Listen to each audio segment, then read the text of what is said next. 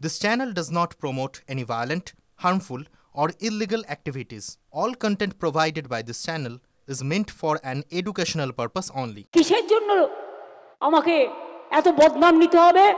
শুধু এই জায়গাটা আছে বলে, বাংলার ভালো চাই বলে রোজ আমাকে অসম্মান করা হয়। আমার জায়গায় অন্য কেউ হলে লজ্জায় মাথা নত করে পালিয়ে যেতেন, কিন্তু আমি এখনো সহ্য করি। কেন জানেন? আমি জানি আমি যদি না থাকি তাহলে মনে রাখবেন যে জিনিসগুলো করছি বা করে যাচ্ছি বা আগামী দিনে করব, এগুলো সব লুঠেরারা লুঠে নেবে। মানুষকে কথা বলতে দেবে না, মানুষকে তার অধিকার রাখতে দেবে না।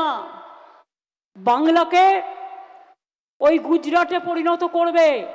আপনারা কি চান বাংলা গুজরাটে পরিণত হোক? নিশ্চয়ই চান না। আপনারা চান বাংলা বাংলায় থাকুক। এরা মাঝে মাঝে আমায় দিল্লি বলে, আয়ুষ্মান কেন করছো না? কেন করব? তুমি দেবে 40 টাকা, আমায় দিতে হবে 60 টাকা।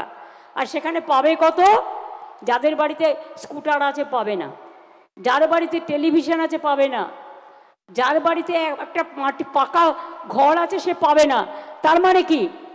আমার 11 কোটি জনসংখ্যার মধ্যে 1 কোটি পাবে, 10 কোটি পাবে না। কিন্তু আমাদেরটা হচ্ছে ইউনিভার্সাল, মানে আমরা সব পরিবারকে দিই, আমাদের কোনো ভেদাভেদ নেই। আর কোনো আমরা কেন্দ্রের থেকে টাকা নিই না, টোটালটাই রাজ্যের টাকা দিয়ে করি আমরা। অনেক পরিযায়ী শ্রমিকের উপর অত্যাচার হচ্ছে বাংলায় কথা বললেই। আমি বলি বেশি করে নিজের ভাষায় কথা বলুন, আমি দেখি কত সাহস আছে কার, আর কত অত্যাচার করতে পারে। সাহস কম নয়। আসাম থেকে নোটিশ পাঠাচ্ছে আলিপুরদুয়ারের রাজবংশীকে, আসাম থেকে নোটিশ পাঠাচ্ছে কুচবিহারে, জলপাইগুড়িতে, শিলিগুড়িতে।